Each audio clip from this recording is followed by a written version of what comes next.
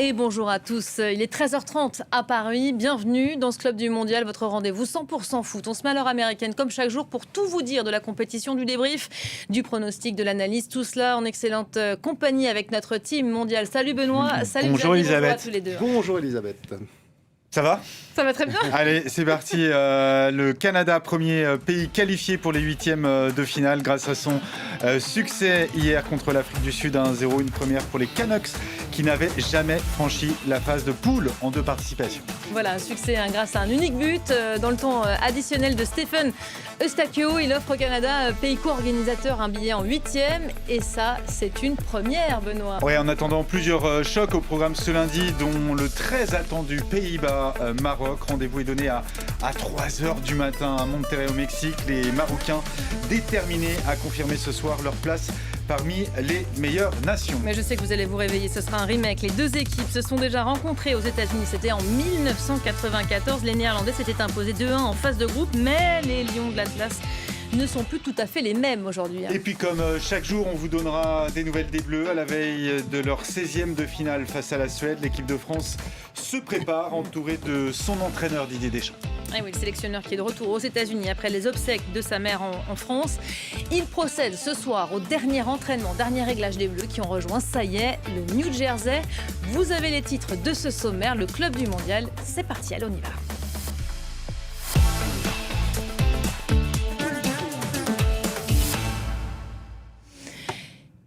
Et on connaît donc la première équipe qualifiée pour les huitièmes de finale. La route se poursuit pour le Canada qui a validé hier son billet pour les huitièmes. C'est une première, c'est historique. Absolument, Canada-Afrique du Sud, la première affiche de ces 16e de finale, de cette première Coupe du Monde organisée à 48. 2 nations qui découvraient la phase à élimination directe d'une Coupe du Monde. Un seul but inscrit dans la partie dans le temps additionnel de la deuxième période. Stéphane Eustachio à l'entrée de la surface qui a délivré son équipe. Victoire plutôt méritée des Canucks qui ont davantage été à l'initiative du jeu. Les Bafana beaucoup trop prudent dans cette rencontre pour espérer inquiéter ces Canadiens et l'emporter. On va écouter tout de suite le buteur du soir. Je suis très heureux d'avoir marqué ce but qui a pu aider l'équipe. Mais sur cette frappe, j'ai eu l'impression que tout le monde dans l'équipe avait tiré ce ballon avec moi. Nous sommes très bons. Nous avons beaucoup cru en ce match. Nous savions que si nous étions à notre meilleur niveau, nous pouvions gagner. Nous avons écrit l'histoire, mais en même temps, nous devons bien récupérer, car nous avons un gros match la semaine prochaine.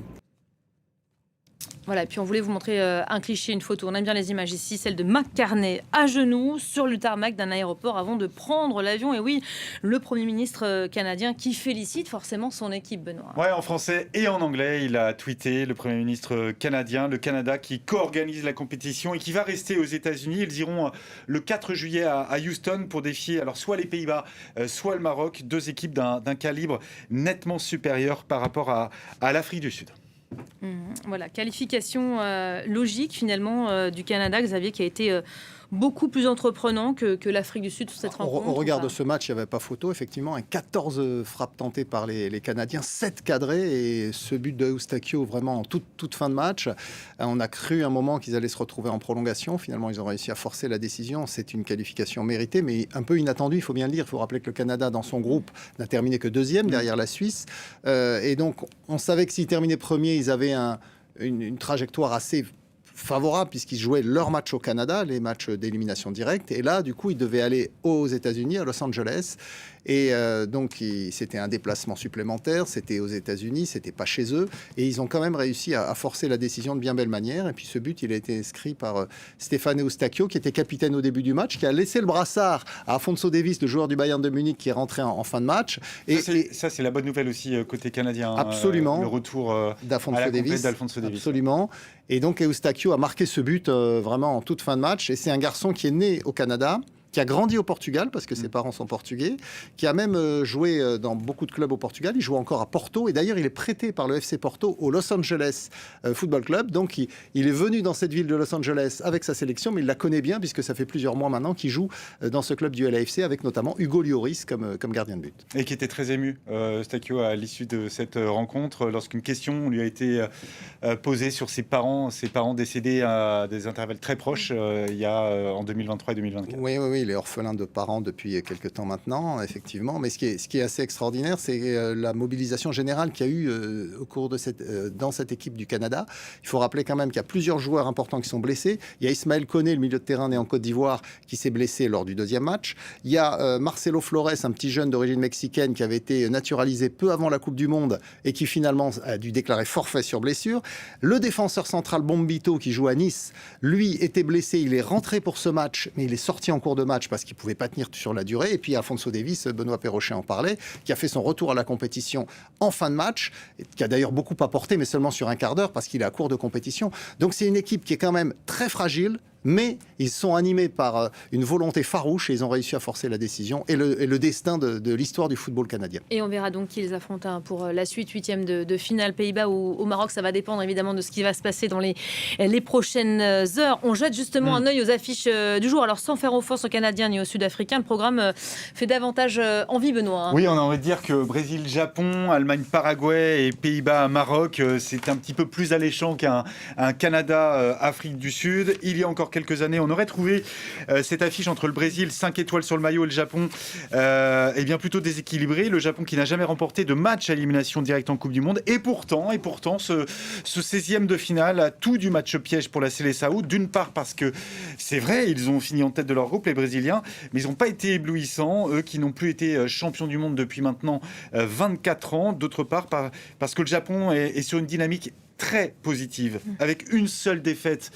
sur leurs 12 derniers matchs disputés cette saison, parmi lesquels une victoire 3-2 contre le Brésil, et les Samouraïs bleus qui ont très bien négocié leur groupe en neutralisant les Pays-Bas et la Suède et en balayant la Tunisie 4-0. Méfiance donc pour ces Brésiliens. On va écouter le capitaine justement de la Seleção, Marquinhos.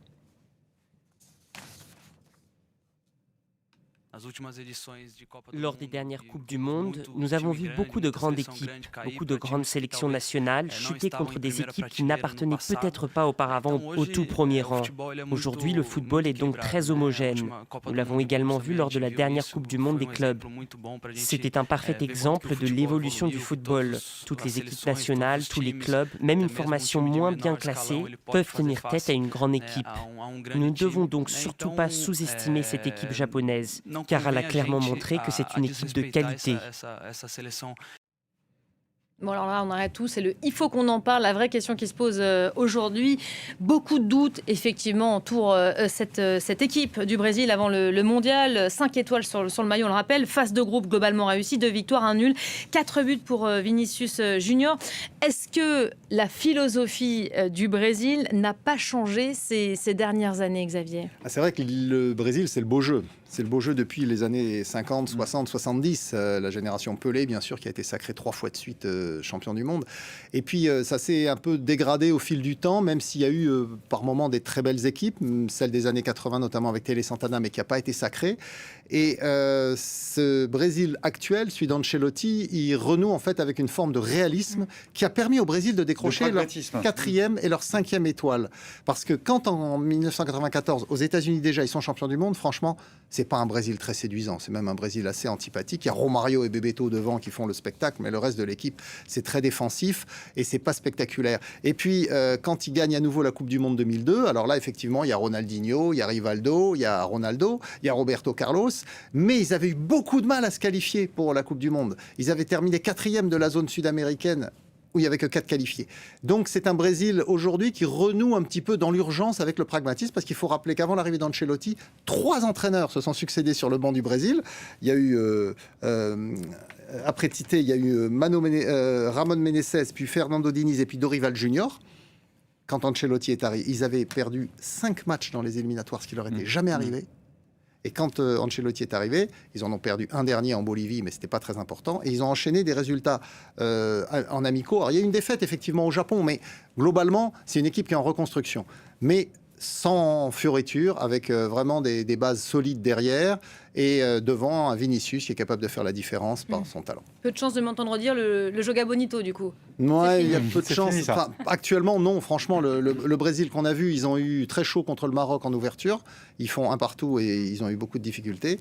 Derrière, ils gagnent plus facilement contre Haïti et contre l'Écosse. Là, ça va être un vrai test parce que cette équipe japonaise, elle est protéiforme et elle est capable de les piéger.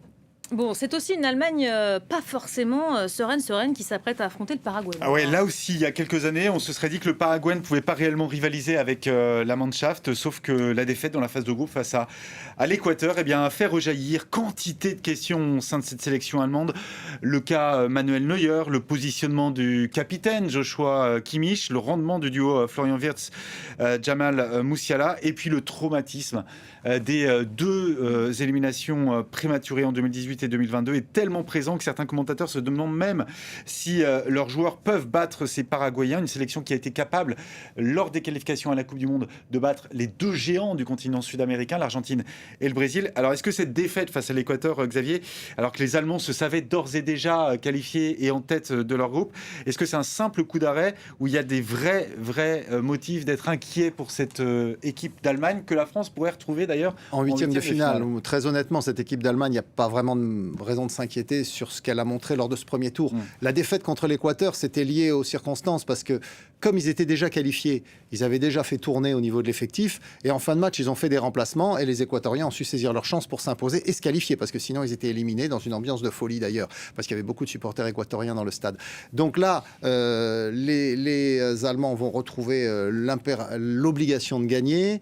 Ils ont quand même montré lors des deux premiers matchs face à Curaçao avec un carton 7-1, puis face à la Côte d'Ivoire avec une belle réaction à une victoire 2-1 en fin de match, qu'ils avaient les capacités pour redevenir une équipe de premier plan. Donc je ne pense pas qu'il y ait réellement de raison de s'inquiéter, même si Nico Schlotterbeck, défenseur titulaire, est forfait sur blessure. Les autres joueurs sont là et ils ont quand même de grandes qualités pour aller plus loin. Alors le Paraguay, c'est pas non plus un cas d'or, première Coupe du Monde depuis 2010, 37e au classement FIFA, surclassé par les États-Unis lors de leur entrée en lice. Ça s'était mieux passé face à la Turquie, mais une courte victoire 1-0 et puis un nul face à l'Australie. C'est l'adversaire ce soir idéal un petit peu, on a envie de dire, pour les Allemands pour définitivement prendre la main sur cette compétition et apporter la confiance. Pour le coup, le Paraguay n'a pas beaucoup changé par rapport à celui que la France avait eu tant de mal à battre en huitième de finale de la Coupe du Monde 98 à Lens. Un petit but à 0, but en or de Laurent Blanc.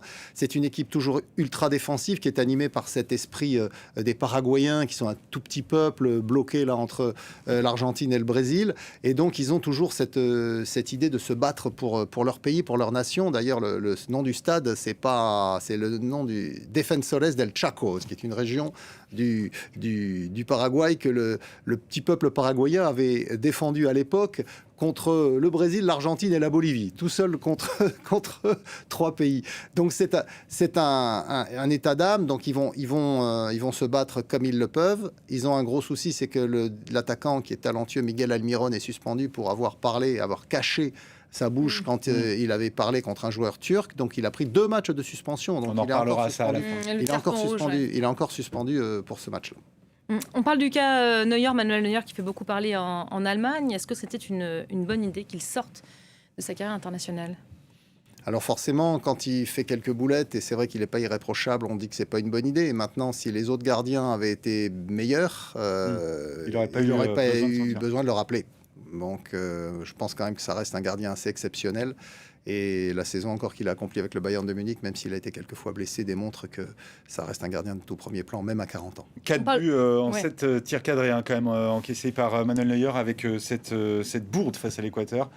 Et on sait qu'avec le Bayern de Munich aussi cette année, ça a été sur courant alternatif. Ça n'a pas toujours été très constant. Il a été souvent blessé, effectivement, mais il n'y a aucun gardien allemand qui a vraiment pris le relais dans la nouvelle génération. Nübel, qu'on connaît en France puisqu'il est passé par Monaco, mais il n'a pas réussi à s'imposer. Et il est toujours son contrat avec le Bayern, mais il est prêté à Stuttgart. Donc ça veut dire que pour le moment, il n'y a pas meilleur que lui, même s'il a 40 ans. Psychologiquement, Benoît en parlait tout à l'heure, le trauma il est encore bien présent, bien visible, celui d'avoir été éliminé de façon prématurée en 2018, 2022, c'est encore dans les têtes, ça ? Je pense qu'en sortant de cette poule facilement, même s'ils ont laissé filer le dernier match, ça y est, c'est effacé ça. Mais l'Allemagne, ils sont là pas pour se contenter d'une place en huitième de finale. Ils sont là pour gagner. Ils l'ont prouvé lors du dernier Euro, où d'ailleurs ils ont été très bons et ils sont allés jusqu'en quart de finale, éliminés de très peu par l'Espagne. Donc c'est une équipe en reconstruction avec beaucoup de nouveaux joueurs, puisque sur ceux qui étaient à la dernière Coupe du Monde, il en reste très peu maintenant dans le groupe. L'équipe a été largement renouvelée. De la dernière Coupe du Monde, ils sont plus qu'une quinzaine sur 26. Ça veut dire qu'il y a eu un grand renouvellement de l'effectif. On enchaîne avec le choc attendu dont tout le monde parle aujourd'hui entre le Maroc et les Pays-Bas. Et c'est l'image du jour, celle de ces centaines de supporters. On les connaît, les fans des Lions de l'Atlas, qui se sont déplacés à montrer pour la 16e de finale la communion entre eux avant un sacré défi, donc s'attaquer aux Pays-Bas. Oui, et les Lions de l'Atlas qui entendent bien confirmer cette année que leur 4e place surprise au Qatar en 2022, ce n'était absolument pas le fruit du hasard. Ça passe donc par ce choc face aux Néerlandais qui, comme à chaque Coupe du Monde, veulent aussi jouer les premiers rôles après avoir échoué 3 fois en finale, en 74, 78 et bien sûr en 2010. Les deux équipes qui ont connu des trajectoires assez similaires lors de ce mondial. Après avoir fait jeu égal avec le Brésil, le Maroc a battu l'Écosse et Haïti. Chahuté par le Japon, les Pays-Bas s'étaient montrés beaucoup plus efficaces face à la Suède et la Tunisie. En conférence de presse hier, le sélectionneur de cette équipe du Maroc. On a travaillé vraiment, c'est rester nous-mêmes et essayer de corriger certaines petites choses que eux font très bien, comme on a fait lors des derniers matchs. Parce que ce qu'il faut savoir aussi, c'est que les équipes adverses n'ont pas eu non plus beaucoup d'opportunités contre nous, que ce soit le Brésil ou l'Écosse, et même Haïti qui a marqué 2 buts. Ils sont approchés 3 fois du but de Bounou. Donc la clé aussi, bien entendu, c'est de ne pas leur donner l'opportunité d'être efficaces. Pour ne pas leur donner l'opportunité d'être efficaces, il faut les éloigner un petit peu de notre surface et du but de Yacine. Voilà, premier choc de ces 16e de finale entre deux équipes du top 10. Clairement, mondial. qui prétendent aller loin dans la compétition et légitimement. Les Marocains ont été en demi-finale de la dernière Coupe du Monde, en finale de la dernière Coupe d'Afrique des Nations. Les Pays-Bas, eux, étaient en demi-finale du dernier Euro. Ouais. Donc, éliminés en quart de finale de la dernière Coupe du Monde. Exactement, donc c'est vraiment un choc énorme pour ces 16e de finale. C'est clairement l'affiche d'ailleurs de ces 16e de finale.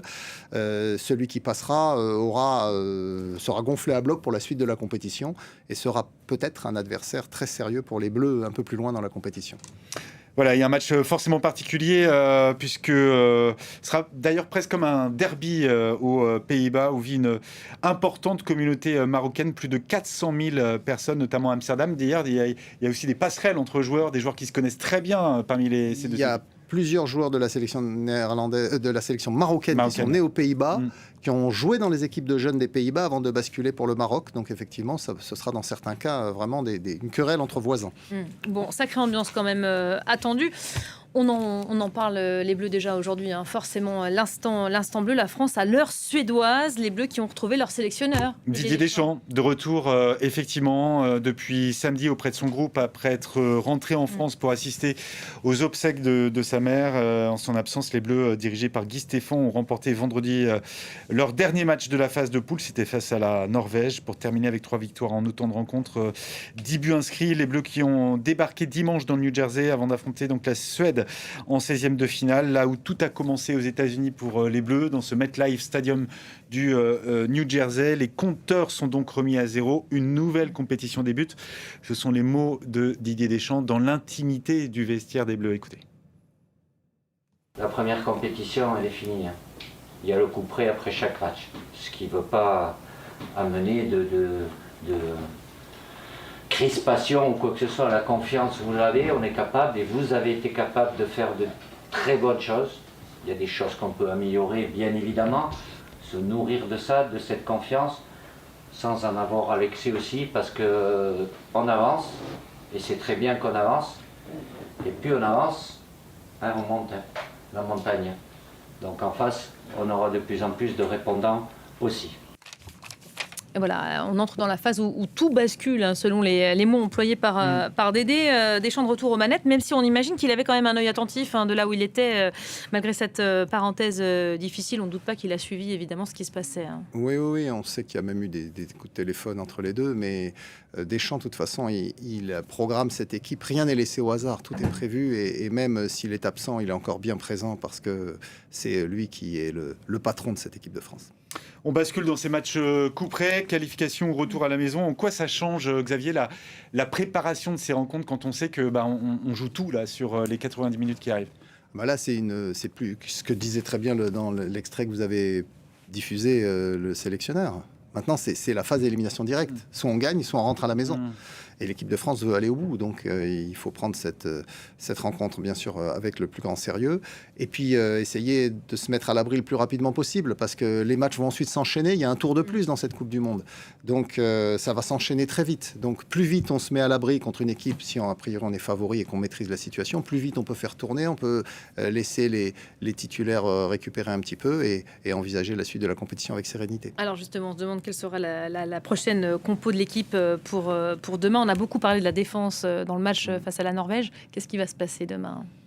Alors la composition est donnée 1 heure avant, 1 heure avant le coup d'envoi. On regarde les entraînements quand même ces dernières heures et on sûr, voit ce qui se teste et ce qui se joue. On se dit qu'au poste d'arrière gauche, a priori, Lucas Digne est préféré à Hernandez, à Théo Hernandez. À droite, on avait parlé de Malo Gusto, mais bon, je pense que Jules Koundé garde la main. Et puis en charnière centrale, ça va être le retour normalement de William Saliba, parce que ça reste quand même Saliba ou Pamecano, c'est quand même la défense centrale qui présente le plus de garanties.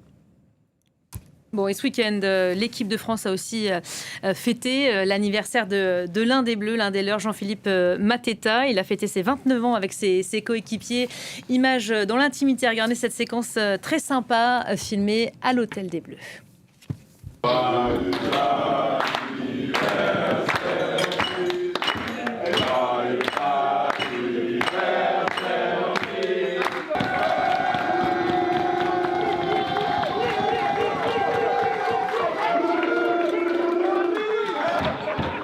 Merci pour tout les gars. Je suis très content de fêter mon anniversaire avec tout le monde ici. Et j'espère qu'on va gagner la coupe.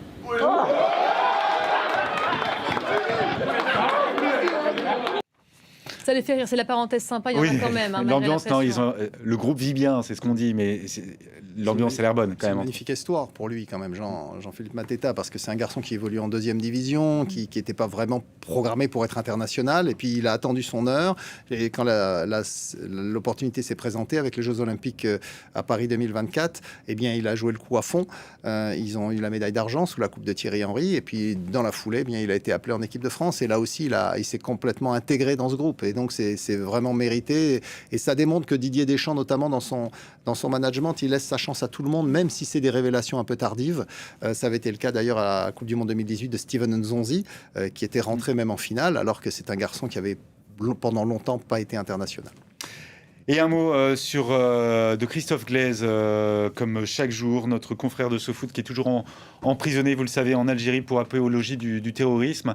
Et RSF aujourd'hui qui réitère son appel à une libération immédiate de notre confrère. Ça ne vous a sans doute pas échappé, Elisabeth et Xavier. À chaque Coupe du Monde, les maillots de foot ressortent du placard, transformés en accessoires de mode ou en objet de collection pour certains, un symbole d'appartenance à une équipe et même une nation. Regardez. Un étendard, souvenir des jours de gloire ou de désillusion. 2006, ça me rappelle un peu ma jeunesse, le dernier match Zidane. Du terrain à la rue, le maillot de foot, c'est bien plus que du sport. Un vêtement culte. Dans cette enseigne de prêt-à-porter, le premier étage est consacré au football. Ici, les maillots s'arrachent. C'est l'accessoire du moment. Notre meilleure vente, à date, c'est le maillot du Chili. C'est l'extérieur du Chili, qui est très beau et qui est très recherché. Une sélection qui ne participe même pas au mondial. Quant aux équipes européennes... Alors celui-ci, il faut se pencher un peu pour le reconnaître, parce que sinon on ne reconnaît pas l'équipe des Diables Rouges. C'est le maillot de la Belgique. Derrière, ceci n'est pas un maillot, je pense que c'est en référence au peintre Magritte et ceci n'est pas une pipe. Des clins d'œil au monde de l'art, des couleurs flashy, les fans de foot adorent. Je pense que je dois en avoir une bonne santé. C'est un accessoire de mode et on a vu que chaque année les clubs essayent de varier les couleurs et varier les plaisirs. Certaines pièces sont tellement travaillées que parfois c'est même un habit qu'on met avec un jean et une paire de chaussures. Sur les réseaux sociaux, cette tendance a même un nom, le blogcore. On en oublierait presque que ces maillots sont faits pour transpirer. Des couleurs mythiques, des maillots emblématiques, le vert de Saint-Étienne, le blanc de l'OM, le jaune des Canaries nantais. Un arc-en-ciel de souvenirs pour ce collectionneur. Bon voilà, il y a des maillots un petit peu partout, il y en a dans les couloirs, et puis il y en a jusque dans ma chambre même. 1200 maillots du monde entier. Sa maison est dédiée au culte du football. Il y en a un qui me tient particulièrement à cœur aussi, c'est donc celui-ci, voilà, de l'AS Nancy-Lorraine. Une passion dévorante. Porté dédicacé, oui, porté dédicacé par Adil Rami. Débuté il y a 7 ans dans les vides-greniers de sa région.